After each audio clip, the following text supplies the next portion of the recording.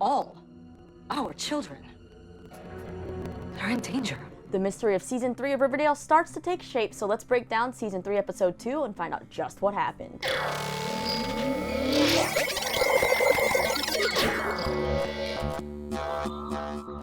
Rise and shine on, you lovely people. Lisa here for your weekly dose of Riverdale. So this week's episode delved a bit more into this whole gargoyle thing, the Griffins and Gargoyles game that seems to be leading people to maybe kill themselves or get murdered. And we also get the setup for the parents keeping a big secret related to this plotline from their high school days, which will play a big part in the 4th episode of this season, which is the much talked about flashback episode set to air November 7th. So we finally have our first photos from this episode. I actually broke them down in 2 different videos because they released these photos at different times, and you can find the links for those down in the description below. Now, my quick review personally for this episode, this was not one of my favorite episodes. I actually did like the premiere. I know there's people that didn't, but for me, I kind of liked where the premiere was going, but this episode it made me cringe a bit more than make me smile or interested. But I am finally glad that they're giving Kevin a little bit more to do in this episode, and I'm still waiting for them to do something good with Josie, Cheryl, and Tony as well, because they're all series regulars, right? So I feel like they've just been underutilized for the past couple seasons. Cheryl's obviously gotten more to do, but the other characters, I'm still waiting for them to really give them some good storylines. But let's go ahead and just dive right into this episode. So first up, let's talk about our boy Kevin Keller. We know that he and Moose had a summer romance, but it seems like Moose still isn't fully comfortable with his sexuality. It doesn't seem like he is fully out to really anybody but our core gang. So when Kevin kisses Moose in the hallway at school, Moose quickly pulls away like he's embarrassed by it or something. It turns out that Moose's dad is now the new ROTC instructor, and he's made Moose sign up. So I feel like Moose having a military dad explains a bit more into why Moose isn't fully comfortable coming out yet. Moose also won't really hang out with Kevin when he's with his RROTC boys. So what does Kevin do to solve this problem? He joins RROTC as well, and it turns out that it seems like Moose's dad actually likes Kevin to start with, because Kevin's dad was in RROTC with him back in their high school days. So I'm kind of interested to see how the show will handle this storyline going forward, because like I said before, I feel like they've been sleeping on Kevin for 2 seasons, mainly using him as your stereotypical GBF and comic relief.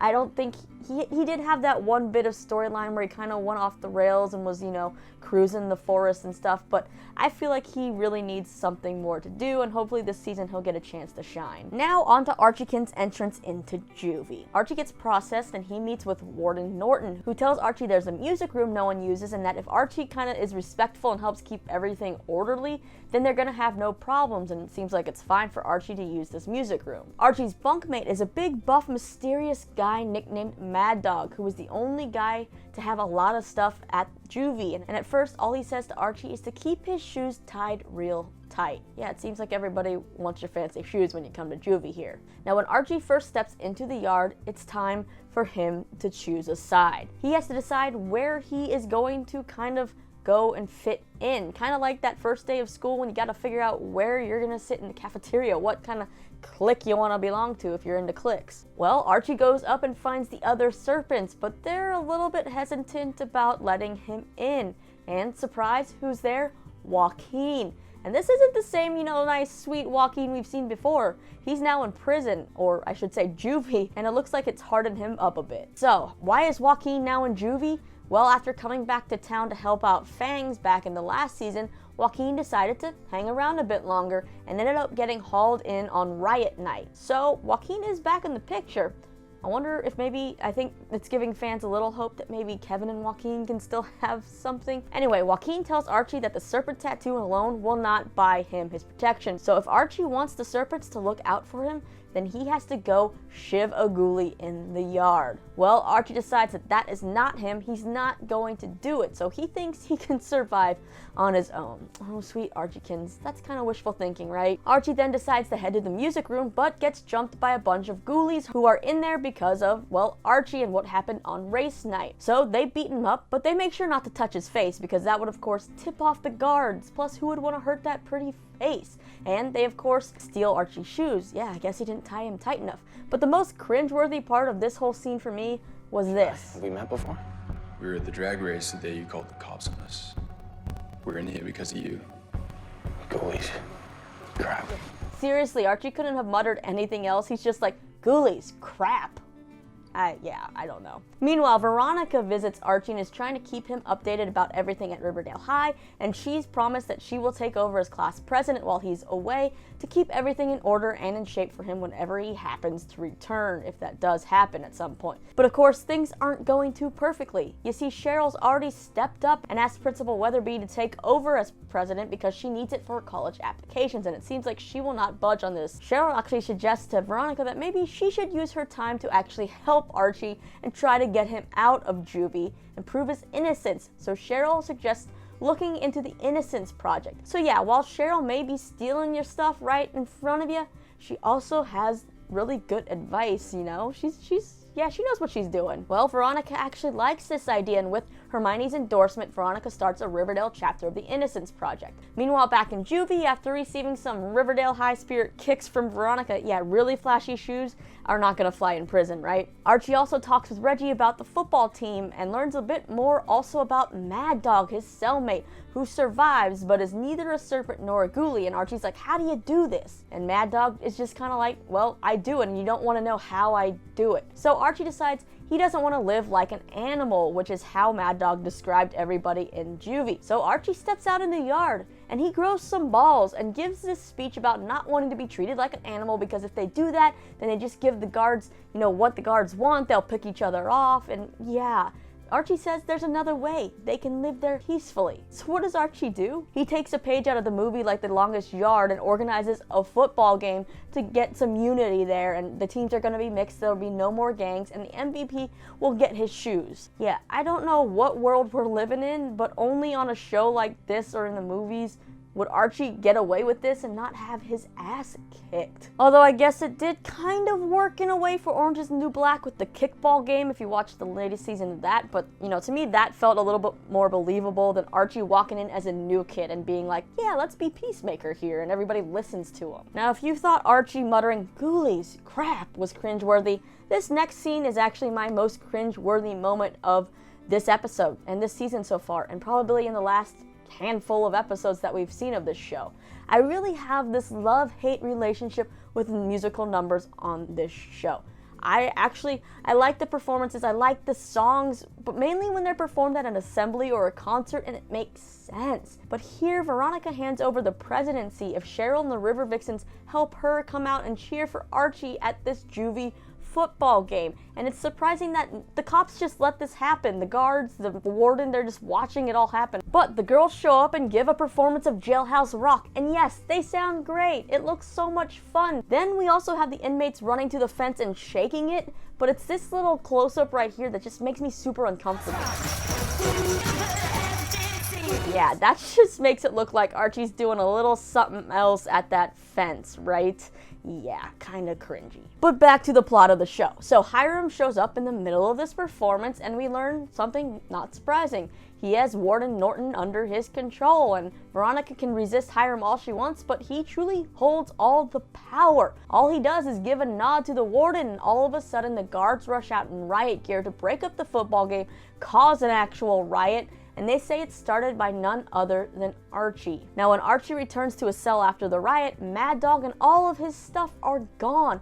And the guards say Mad Dog was killed in the riot started by Archie. But Archie knows that is BS because Mad Dog wasn't even at the riot or the football game because he was taken away before the game even started. So yeah, something fishy's going on here, right? Veronica then sneaks into Juvie for visitation with a really horrible disguise and a fake ID since Hiram put her on a banned visitors list, and she tells Archie she's there from the Riverdale chapter of the Innocence Project to help him. Archie's storyline then ends in the episode with the warden paying him a visit to his cell and telling Archie to save his anger because he's proved that he has what it takes, and now he's the new Mad Dog. So what exactly does becoming the new Mad Dog mean? Well, we kind of find out in the promo for the next episode, but before we can talk about that, it's time to dive more into this Gargoyle King mystery. So let's pick up with Betty and Jughead.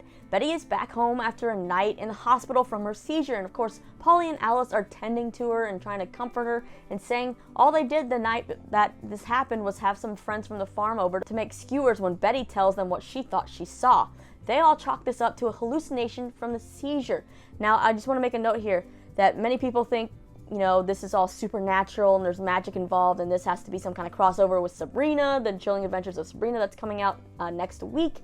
But the producers have said multiple times there's no magic or supernatural in Riverdale, and I feel like if they are lying to us, that's just going to be even worse for the show. So I am chalking this up to that being a hallucination. They were drugged somehow, and yeah, that this whole gargoyle thing is actually like just a murderer and a cult, right? What do you guys think? I know people aren't buying that whole thing. Back to business though. Betty decides to not tell Jughead about her night at the hospital. Instead, he fills her in on the whole Dilton and Ben situation and asks her to help him with this case. We find out Dilton is dead, but Ben is alive and barely hanging on. Now the sheriff has told Jughead to keep it quiet because, you know, they don't need any kind of more disturbances in Riverdale. But we know Jughead, he's not going to skip a chance to investigate the death of a friend. So now they have to figure out if it was some kind of ritual, a murder, a suicide, or something else. So they head to the morgue to visit shady Dr. Curdle Jr. It seems like his dad, who we met in the previous shady morgue situations, has died, and Dr. Curdle Jr. has taken over and of course still accepts money to do shady deeds. So he lets them see Dilton's body, and Jughead takes pictures of the symbols on Dilton's back, and they learn that Dilton died of lethal levels of cyanide that had been mixed with blueberry fresh shade, hence the blue lips. Something dimly familiar about this. Interesting. If this looks familiar to Dr. Curdle Jr., it means something like this had to have happened before, right? Whatever it is, it's darker than what happened to Jason Blossom, or what the Black Hood did. No, what we're looking at here, I believe, is the true face of evil. Well, at school, Betty then meets a creeper named Evelyn Evernever, who is the daughter of Edgar, the leader of the farm, who we haven't met Edgar yet, but he's coming at some point. And yes, Evelyn was there the night Betty had her seizure, and she knows all about it, and she is rambling about it, and she is just kind of creepy, so I don't blame Betty for booking it out of there as fast as she can. She and Jughead then go to visit Ben in the hospital, and they meet his mom, and they learn that after Miss Grundy's death, because Ben was one of her students, Ben began to keep to himself, and then in the past summer he became friends with Dilton. And then his mom says that Ben became a completely different person who became secretive and started having nightmares. When Jughead finds a little stick figure talisman hanging on the door, Ben's mom says it must have been left by the girl who came to visit Ben earlier, one who wears a bow. Then Sheriff Minetta interrupts and of course yells at Betty and Jughead for interfering, but then he gets a call about a missing adventure scout from Dilton's troop. Now I actually had to watch this scene twice to kind of figure out what was going on because I was kind of just mainly distracted about Ben's name. Ben's name is Ben Button. Yeah, and then all I could think about was Brad Pitt as Benjamin Button. The girl with the bow Mrs. Button was talking about is none other than Ethel Muggs, who gets real awkward when Jughead shows her the talisman and brings up the Gargoyle King. Ethel reveals that the talisman was to protect Ben, who is her boyfriend, and they started dating over the summer and they spent lots of time together in Dilton's bunker in the woods, which she says she'll take them to that night, but they have to go when it's dark and they'll meet at Foxfoot Bridge. When Betty and Jughead return to Betty's house, FP and Alice are waiting there to scold them because Sheriff Minetta has of course become a snitch and calls them and tells them about what they're doing. Later, Betty sneaks out to meet Jughead, who she finally tells about her seizure and hallucination. And as they're walking the dark woods, they think that maybe they're seeing another hallucination, or maybe it's something real because they see this Gargoyle King thing start to chase them. But he doesn't really move too fast, so I don't know if I would call it a chase or just something to scare them, but they definitely saw it moving. And they figure out that what they saw is a match for that drawing on the back of Dilton's map that he left for Jughead. Since Ethel's not answering their calls, they look at the map again and decide to go to the hatch on the map, and they find Dilton's bunker, which has a bunch of those talismans hanging up, I guess, as protection, as well as sketches of this Gargoyle King, and they also find the game Griffins and Gargoyles. They also see a sign on the wall that says, "Drink from the correct cup and ascend to the kingdom," and under that sign is the makings for this cyanide and fresh aid drink that we know Dilton and Ben drank. So it seems like this maybe was some kind of challenge that was from the game that they felt like they had to do. Betty then decides to look under the bed in the bunker, and what do they find? They find that lost adventure scout who says that he was Dilton's apprentice and he was told to wait there till Dilton came back. So they kind of have to give him the news that Dilton's never returning. This scout also reveals that Ethel and Ben weren't actually dating. They were dating in the game, but not in real life. It was role play. Now this bit of news prompts Betty and Jughead to of course go see Ethel again at school, and when she tells them the game is real and they can't tell any grown-ups about it or he'll get angry, Ethel then throws her arm up in some kind of claw shape and starts having a seizure. And who's creepily watching in the back? Evelyn Evernever. So yeah, we see Ethel have a seizure. We also know Betty had a seizure. Are these things related? What do they have in common? Evelyn was in both places. So yeah, does the farm have a connection to this Gargoyle King mystery? Betty and Jughead get Ethel to the hospital, and when they go back to check on Ben, he's awake and sitting in his window, and he tells them he is going to be reunited with Dilton in the kingdom, which is part of his, as in the Gargoyle King's plan, I'm guessing. And Ben says soon they'll all see it, and then he leans and falls out of the window. Yeah, now Betty and Jughead may have no idea what is happening, but there are people in Riverdale who definitely do.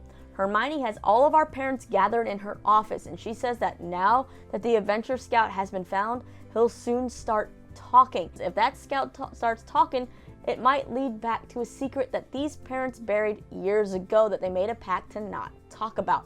Now it seems like most of the parents just kind of want to forget about it and not talk about it, but when Hermione points out that this time it's their children who are now in danger, it seems like some attitudes change. So with that scene, it kind of sets up for this 4th episode, the flashback episode I mentioned before, which will show the parents in high school, and this Griffins and Gargoyles game is a real big plot line here, and there's a similar murder that happened way back then. Is this game kind of like maybe Jumanji? Like, was it buried somewhere after the parents, didn't want to deal with it anymore, and then Dilton somehow found it and dug it up and decided to play it and started this whole curse again?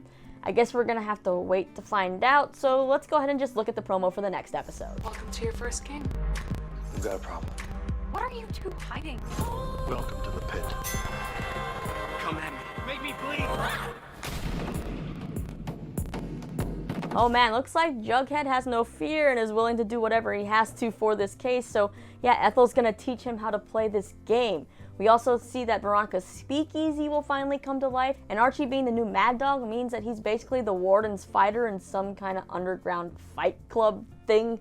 That I'm not too excited about. I feel like that plotline I've seen so many times in other shows and videos. It's like there's nothing else they could do with Archie and Juvie, I guess. So for me personally, the only thing piquing my interest so far in this season is the Gargoyle King and the farm and those mysteries and how they're connected, if they are connected, and how on earth they're being pulled off if there is no magic and supernatural involved.